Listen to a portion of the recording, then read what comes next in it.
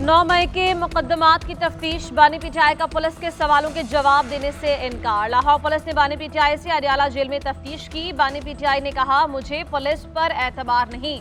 DSP Javed Asif ने कहा, आप पुलिस के तफ्तीशी अफसरान से ताउन करें, हम आपके साथ इंसाफ करेंगे। इंसाफ की यकीन दहानी पर बानी पीटीआई ने 15 मिनट तक पुलिस के सवालात के जवाब दिए। पंजाब फोरेंसिक टीम के माहिरीन को 3 टेस्ट देने से इनकार। कहा, मैं बहुत से तफ्तीशी इदारों के ज़रिए तफ्तीश हूँ, फिलहाल कोई टेस्ट नहीं करवाऊंगा। बानी पीटीआई के पॉलीग्राफिक, वॉइस मैचिंग और फोटोग्रामेट्री टेस्ट किए जाएंगे।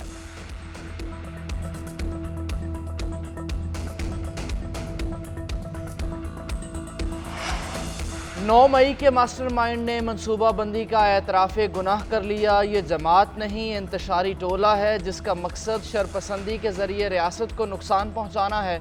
वज़ीर आला पंजाब मरीम नवाज़ कहती हैं, ज़मान पाक दहशत गर्दों का तरबियती हेड क्वार्टर बना रहा। पेट्रोल बम बनाने और रियासत पर हमले की तरबियत दी जाती रही। 4 माह टांग पर प्लस्तर बांधने के ड्रामे के दौरान 9 मई की मनसूबाबंदी की गई। कैसा पुरअमन एहतजाज था कि 200 से ज़ायद फौजी तनसीबात पर हमले हुए, तैयारे जलाए गए, शोहदा की तौहीन की।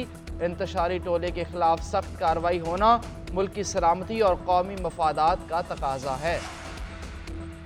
पीपल्स पार्टी का बानी पीटीआई से 9 मई पर मुआफ़ी मांगने का मुतालबा। पीपल्स पार्टी रहनुमा शहरी रहमान कहती हैं, बानी पीटीआई ने मान लिया, उन्होंने जीएचक्यू के सामने एहतजाज की कॉल दी। ये एतराफ़ जुर्म नहीं तो क्या है? इदारों और शोहदा पर हमले की कॉल देने का एतराफ़ काफ़ी नहीं। बानी पीटीआई को अपने जुर्म पर मुआफ़ी मांगनी चाहिए। शर्जील इनाम मेमन कहते हैं, जीएचक्यू के बाहर पुरअमन एहतजाज की कॉल दी थी तो लोग अंदर कैसे थे? पुरअमन एहतजाज था तो कराची में 20 एम्बुलेंसेज कैसे जली? पीपल्स पार्टी किसी सूबे में गवर्नर राज को सपोर्ट नहीं करेगी। विफाकी हुकूमत सियासी जमात पर पाबंदी से मुतालिक मामला काबीना मिलाए।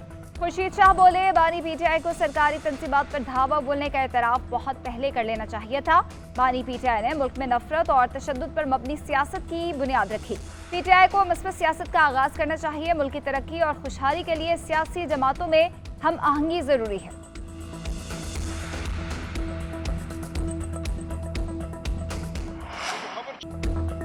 बानी पीटीआई ने 9 मई के हवाले से कोई एतराफ़ नहीं किया। जब 14 मार्च को जमान पार्क के घर पर हमला हुआ और फिर 18 मार्च को जुडिशल कॉम्प्लेक्स में हमला हुआ, उसके बाद पार्टी ने यह फैसला किया कि दोबारा ऐसी हरकत हुई तो एहतजाज होगा। पुलिस के मामलात में किसी दूसरे इदारे ने मुदाखलत की तो एहतजाज किया जाएगा और एहतजाज वहाँ होगा जहाँ किया जाना चाहिए। बैरिस्टर सलमान अकरम राजा की अडियाला जेल में बानी पीटीआई से मुलाकात के बाद मीडिया से गुफ्तगू। कहा, बानी पीटीआई ने मुझे हिदायत की है कि मैं तरदीद करूं। तोड़फोड़ की कोई हिदायत नहीं थी, ना ही मंसूबा था। अब मरहम लगाने का वक्त है।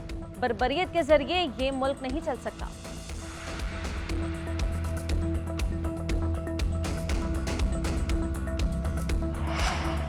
विफाकी हुकूमत बरामदात 100% बढ़ाने के लिए कोशां। वज़ीर आज़म की ज़ेर सदारत कौमी तरक्की बरामदात बोर्ड का इजलास।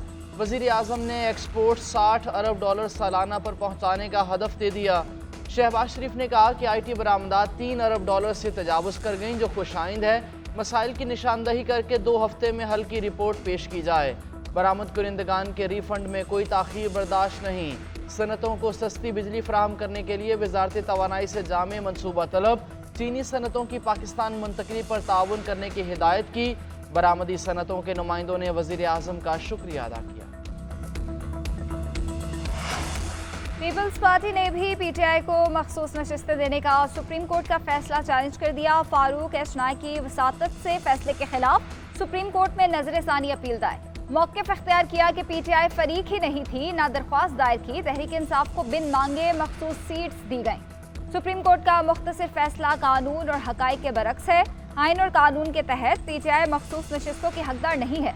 सुन्नी इत्तेहाद और पीटीआई अलग अलग जमातें हैं। आज़ाद उम्मीदवार सुन्नी इत्तेहाद में शामिल हो चुके। इलेक्शन के कई महीने बाद पीटीआई में शामिल होने की मोहलत देना खिलाफ कानून है।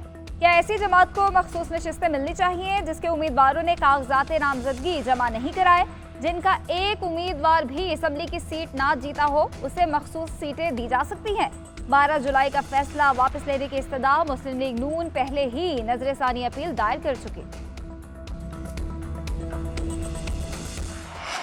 मरीम नवाज ने अदलिया के बारे में तौहीन आमेज अल्फाज बोले। अदलिया को थ्रेट करने की मजम्मत करते हैं। सुप्रीम कोर्ट मरीम नवाज के खिलाफ तौहीन अदालत की कार्रवाई करे।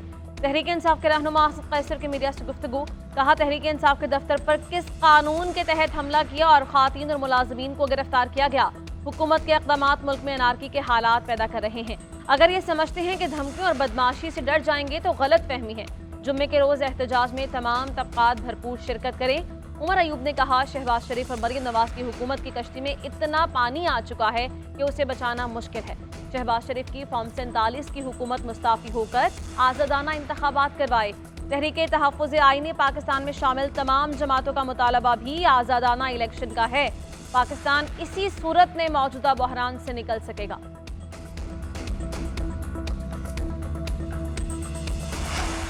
पीटीआई का पार्लियामेंट हाउस के सामने भूख हड़ताली camp. Barrister Gauhar, opposition leader Umar Ayub की क़यादत में अपोजिशन अरकान की अलामती भूख हड़ताल में शिरकत।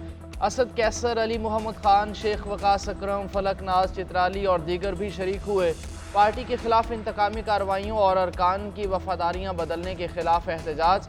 बानी चेयरमैन पीटीआई की रिहाई का भी मुतालबा। कैंप रोज़ाना शाम 7 बजे तक लगाया जाएगा। शिबली फराज कहते हैं भूख हड़ताली कैंप का दायरा कार दीगर असम्बलियों तक बढ़ाएंगे। हम दुनिया को बताना चाहते हैं कि हमारे साथ क्या हो रहा है। तहरीक इंसाफ ने पार्लियामेंट के अंदर भूख हड़ताली कैंप की इजाज़त के लिए स्पीकर कौमी असम्बली से भी मुलाकात की। स्पीकर ने इजाज़त न दी।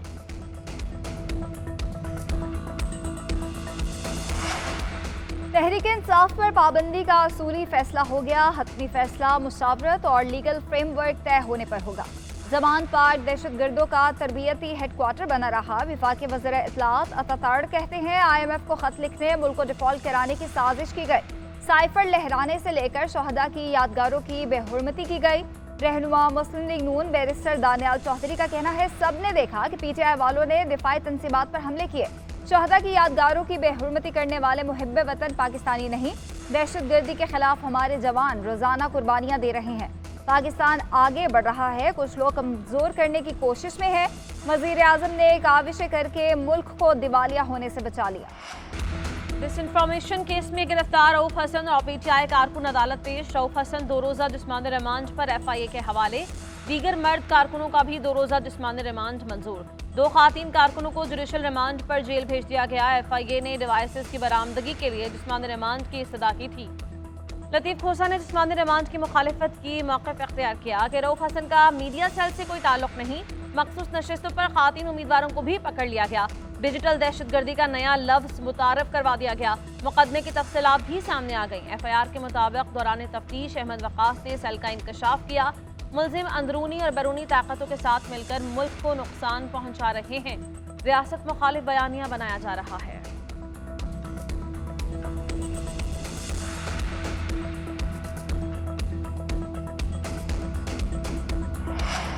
किस कानून के तहत इस तरह किसी शख्स को गिरफ्तार कर सकते हैं? क्या PTI सेक्रेटेरिएट में बैठे तमाम लोगों को गिरफ्तार किया जाना लाजिम था?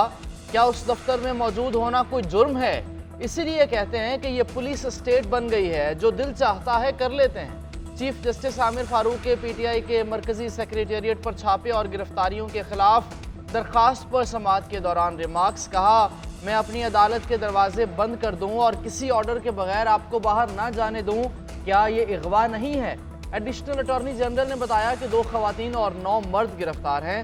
6 खवातीन को जाती मचलकों पर छोड़ा गया है। आग बुझाने के इंतजामात नहीं। इस्लामाबाद में तहरीक इंसाफ का मरकजी दफ्तर एक बार फिर सील कर दिया गया। कार्रवाई मेट्रोपॉलिटन कॉरपोरेशन की जानिब से की गई। हुकाम के मुताबिक आग बुझाने वाले आलात कम थे।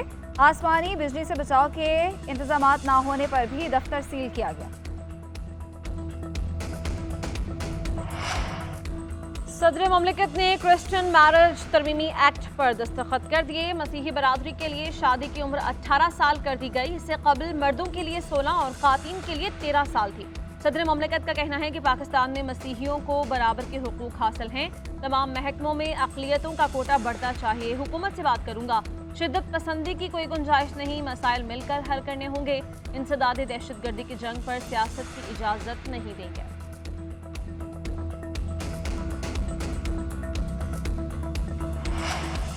टैक्स दहिंदगान का दायरा कार बढ़ाने का मिशन। मुल्क के 42 शहरों में रिटेलर्स पर माहाना फिक्स टैक्स नाफिज। FBR ने ताजर दोस्त स्कीम का दायरा कार बढ़ा दिया। ताजर दोस्त स्पेशल प्रोसीजर्स रूल्स के इजरा का नोटिफिकेशन भी जारी। लाजमी टैक्स अदायगी का हजम लोकेशन के मुताबिक तय होगा। टैक्स की रकम 100 रुपये से 20,000 रुपये होगी। हर परचून फरोश और दुकानदार की माहाना कम अज़ कम सेल की औसत निकाली जाएगी। उसी औसत के तहत टैक्स अदायगी की निगरानी की जाएगी। इससे कबल स्कीम 6 शहरों तक महदूद थी।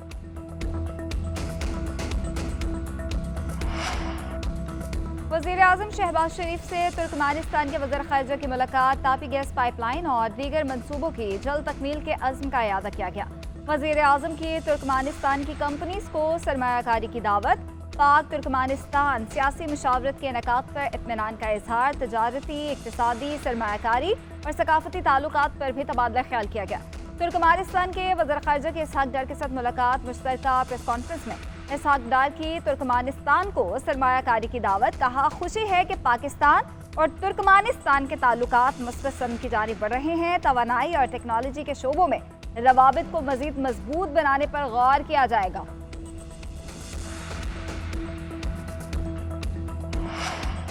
वज़ीर ख़जाना मोहम्मद औरंगज़ेब आज 3 रोज़ा दौरे पर चीन रवाना होंगे। 15 अरब डॉलर के तवानाई कर्ज की रीशेड्यूलिंग पर बात होगी। IMF के चीन को कर्ज के 3 साल के लिए रीशेड्यूलिंग की शर्त है।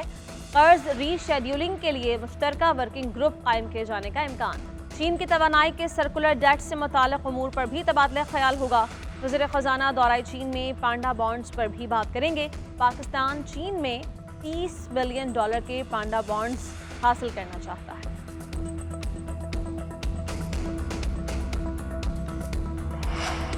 FPCCI का महंगे IPBs मनसूबों के खिलाफ सुप्रीम कोर्ट जाने का ऐलान। साबिक निगरान वज़ीर तिजारत गौहर एजाज कहते हैं पाकिस्तान अरबों रुपए इन कंपनीज को अदा करता है जो बिजली पैदा ही नहीं करती। बिजली की ज़्यादा कीमत शहरियों को गरीब और ताजरों को दिवालिया कर रही है। पाकिस्तान के कारोबारी तबके के नुमाइंदे के तौर पर सुप्रीम कोर्ट से मामले में मुदाखलत का कहेंगे। एक्स पैगाम में उनका कहना था हर चंद साल बाद इन्वेस्टर्स के नए ग्रुप को नवाजने के लिए पाकिस्तान वही गलतियां नहीं दोहरा सकता।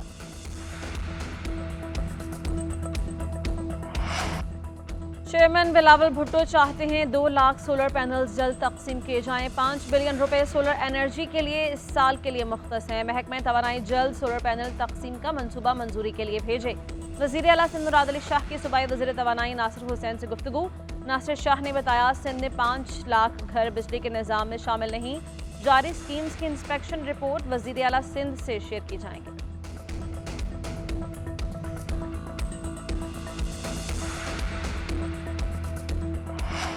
सिंध में स्कूल्स की छुट्टियां 14 अगस्त तक बढ़ाने का ऐलान। महकमा तालीम सिंध ने मौसमी हालात के पेश नज़र फैसला किया।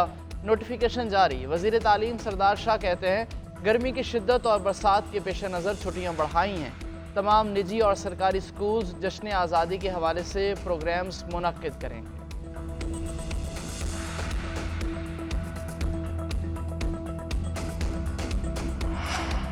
रिक्विजिशन पर इजलास बुलाने के बाद शिरकत ना करने पर स्पीकर पंजाब असम्बली ऑपोजिशन पर बरहम। कहते हैं 2.5 घंटे ऐवान में बैठा ऑपोजिशन का इंतजार करता रहा। एक दिन के इजलास पर 3.5 करोड़ रुपए खर्च होते हैं। 60 अरकान पंजाब असम्बली सिर्फ हाजिरी लगाकर चले जाते हैं। अफसोस हुआ अरकान सिर्फ TADL लेने के लिए असम्बली में आए। रिकॉर्डिंग जारी कर दूं तो ये किसी को मुंह दिखाने के काबिल नहीं रहेंगे। हमने भी एहतजाज किए थे मगर पार्लिमानी दायरे में रहकर किए। मैं असम्बली का मुकदमा लड़ रहा हूँ, जमहूरी रवायात का कत्ल नहीं होने दूंगा।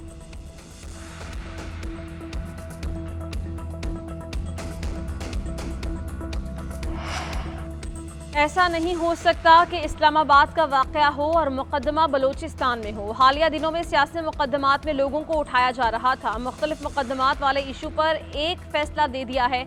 जस्टिस तारिक महमूद जहांगीरी का तकरीब से खिताब। कहा रिलीफ मिले या ना मिले लेकिन रवैया मस्बत रखना चाहिए। हर फैसला ये समझ कर लिखते हैं जैसे इम्तिहानी पर्चा है। कई बार रात को नींद नहीं आती कि कहीं कोई गलत फैसला ना हो जाए।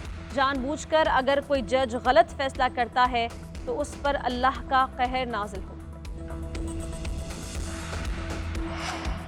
फॉर्म 47 वाली हुकूमत मुसल्लत कर दी है। मौजूदा हुकूमत की पूरी दुनिया में कोई साख नहीं।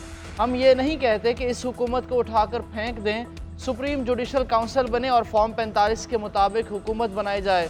अमीर जमात इस्लामी हाफिज नईमुर रहमान कहते हैं, हुकूमत कभी कहीं से मांगती है, कभी कहीं से, और जब MOU हो जाता है तो उसे कारनामे की सूरत में पेश किया जाता है। गलत तरीके से मुसल्लत होकर आ जाते हैं तो आपकी इज्जत नहीं होती। ना हुकूमत को आइन क्रॉस करने की इजाज़त दें और ना ही किसी इदारे को इजाज़त होनी चाहिए। आइन में जिसका जो काम है वही के उसमें सबकी इज्जत है। गवर्नर सिंध कामरान खान टिसोरी से दाऊदी बोहरा जमात के रूहानी पेशवा सैयदना मुफज्जल सैफुद्दीन की मुलाकात। सैयदना मुफज्जल सैफुद्दीन पर गुलपाशी गर्मजोश इस्तकबाल। रूहानी पेशवा ने IIT के तलबा के लिए 100 लैपटॉप देने का ऐलान किया। गवर्नर सिंध के फलाही इक़दामात को काबिल सताइश करार दिया।